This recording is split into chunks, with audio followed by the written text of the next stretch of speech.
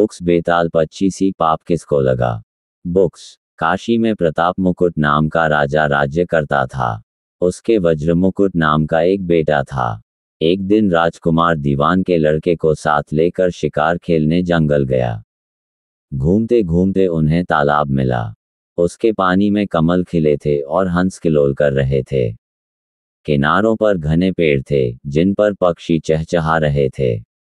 दोनों मित्र वहां रुक गए और तालाब के पानी में हाथ मुंह धोकर ऊपर महादेव के मंदिर पर गए। घोड़ों को उन्होंने मंदिर के बाहर बांध दिया। वो मंदिर में दर्शन करके बाहर आए तो देखते क्या है कि तालाब के किनारे राजकुमारी अपनी सहेलियों के साथ स्नान करने आई है।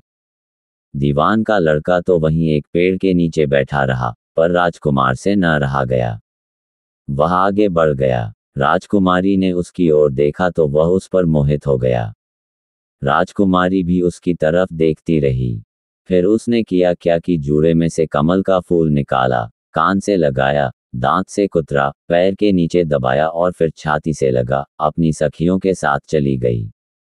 उसके जाने पर राजकुमार निराश हो अपने मित्र के पास आया और सब हाल सुनाकर बोला, मैं इस राजकुमारी के बिना नहीं रह सकता। पर मुझे न तो उसका नाम मालूम है न ठिकाना। वह कैसे मिलेगी। दीवान के लड़के ने कहा, राजकुमार आप इतना घबराएं नहीं, वह सब कुछ बता गई है। राजकुमार ने पूछा, कैसे। वह बोला, उसने कमल का फूल सिर से उतार कर कानों से लगाया तो उसने बताया कि मैं कर्नाटक की रहने वाली हूँ। दांत से कुतरा तो उसका मतलब था कि मैं दंतबाट राजा की बेटी हूँ। पांव से दबाने का अर्थ था कि मेरा नाम पद्मावती है और छाती से लगाकर उसने बताया कि तुम मेरे दिल में बस गए हो। इतना सुनना था कि राजकुमार खुशी से फूल उठा। बोला, अब मुझे कर्नाटक देश में ले चलो। दोनों मित्र वहां से चल दिए। घूमते फिरते, सैर करते दोनों कई दिन बाद वहां पहुंचे। राजा के महल के पास गए तो एक बुढ़िया अपने द्वार पर बैठी चरखा काटती मिली। उसके पास जाकर दोनों घोड़ों से उतर पड़े और बोले, माई हम सौदागर हैं, हमारा सामान पीछे आ रहा है, हमें रहने को थोड़ी जगह दे दो। उनकी शक्ल सूरत देखकर और बात सुनकर बुढ़िया के मन में ममता उमड़ आई। बोली, बेटा तुम्हारा घर है, जब तक जी में आए रहो। दोनों वहीं ठहर गए। दीवान के बेटे ने उससे पूछा, माई तुम क्या करती हो, तुम्हारे घर में कौन कौन है, तुम्हारी गुजर कैसे होती है। बुढ़िया ने जवाब दिया, बेटा मेरा एक बेटा है जो राजा की चाकरी में है। मैं राजा की बेटी पद्मावती की धाय थी। बूढ़ी हो जाने से अब घर में रहती हूँ। राजा खाने पीने को दे देता है। दिन में एक बार राजकुमारी को देखने महल में जाती हूँ। राजकुमार ने बुढ़िया को कुछ धन दिया और कहा, माई कल तुम वहां जाओ तो राजकुमारी से कह देना कि जेठ सुदी पंचमी को तुम्हें तालाब पर जो राजकुमार मिला था वह आ गया है। अगले दिन जब बुढ़िया राजमहल गई तो उसने राजकुमार का संदेशा उसे दे दिया। सुनते ही राजकुमारी ने गुस्सा होकर हाथों में चंदन लगाकर उसके गाल पर तमाचा मारा और कहा, मेरे घर से निकल जा। बुढ़िया ने घर आकर सब हाल राजकुमार को कह सुनाया। राजकुमार हक्का बक्का रह गया। तब उसके मित्र ने कहा, राजकुमार आप घबराएं नहीं, उसकी बातों को समझें। उसने देसों उंगलियां सफेद चंदन में मारी, इससे उसका मतलब यह है कि अभी 10 रोज चांदनी के हैं। उनके बीतने पर मैं अंधेरी रात में मिलूंगी। 10 दिन के बाद बुढ़िया ने फिर राजकुमारी को खबर दी तो इस बार उसने केसर के रंग में 3 उंगलियां डुबोकर उसके मुंह पर मारी और कहा, भाग यहां से। बुढ़िया ने आकर सारी बात सुना दी। राजकुमार शोक से व्याकुल हो गया। दीवान के लड़के ने समझाया, इसमें हैरान होने की क्या बात है। उसने कहा है कि मुझे मासिक धर्म हो रहा है। 3 दिन और ठहरो। 3 दिन बीतने पर बुढ़िया फिर वहां पहुंची। इस बार राजकुमारी ने उसे फटकार कर पश्चिम की खिड़की से बाहर निकाल दिया। उसने आकर राजकुमार को बता दिया। सुनकर दीवान का लड़का बोला, मित्र उसने आज रात को तुम्हें उस खिड़की की राह बुलाया है। मारे खुशी के राजकुमार उछल पड़ा। समय आने पर उसने बुढ़िया की पोशाक पहनी, इत्र लगाया, हथियार बांधे। दोपहर रात बीतने पर वह महल में जा पहुंचा और खिड़की में से होकर अंदर पहुंच गया। राजकुमारी वहां तैयार खड़ी थी। वह उसे भीतर ले गई। अंदर के हाल देखकर राजकुमार की आंखें खुल गईं। एक से एक बढ़कर चीजें थीं। रात भर राजकुमार राजकुमारी के साथ रहा।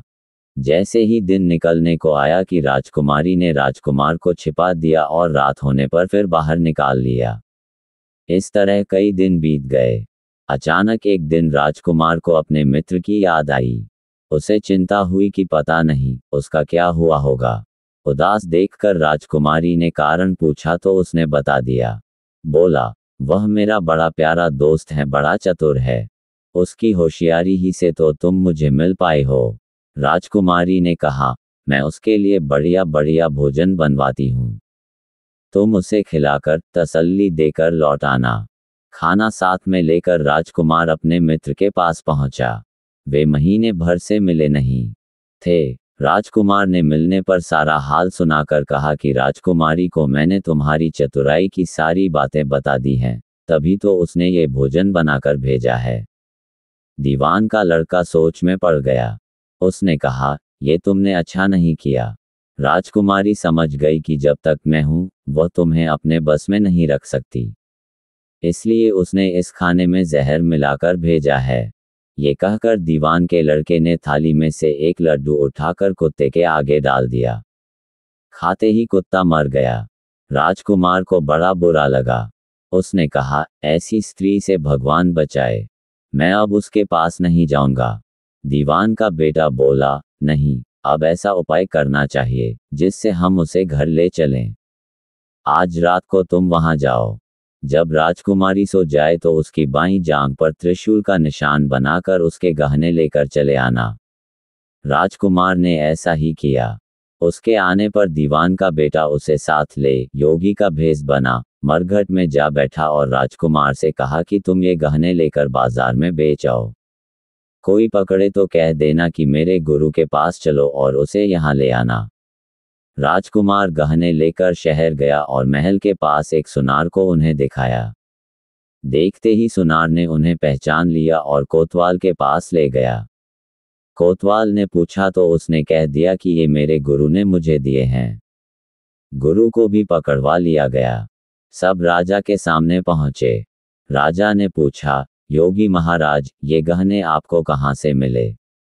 योगी बने दीवान के बेटे ने कहा, महाराज, मैं मसान में काली चौदस को डाकिनी मंत्र सिद्ध कर रहा था कि डाकिनी आई।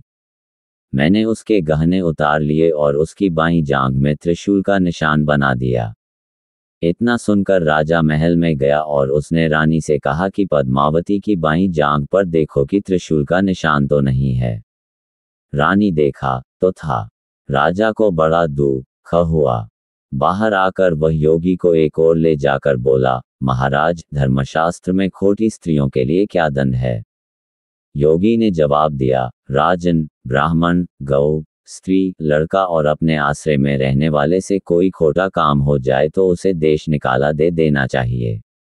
ये सुनकर राजा ने पद्मावती को डोली में बिठाकर जंगल में छुड़वा दिया।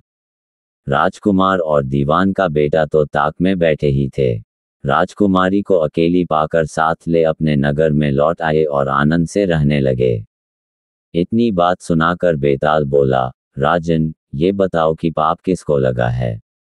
राजा ने कहा, पाप तो राजा को लगा। दीवान के बेटे ने अपने स्वामी का काम किया। कोतवाल ने राजा को कहना माना और राजकुमार ने अपना मनोरथ सिद्ध किया। राजा ने पाप किया, जो बिना विचारे उसे देश निकाला दे दिया। राजा का इतना कहना था कि बेताल फिर उसी पेड़ पर जा लटका। राजा वापस गया और बेताल को लेकर चल दिया। बेताल बोला, राजन, सुनो, एक कहानी और सुनाता हूँ।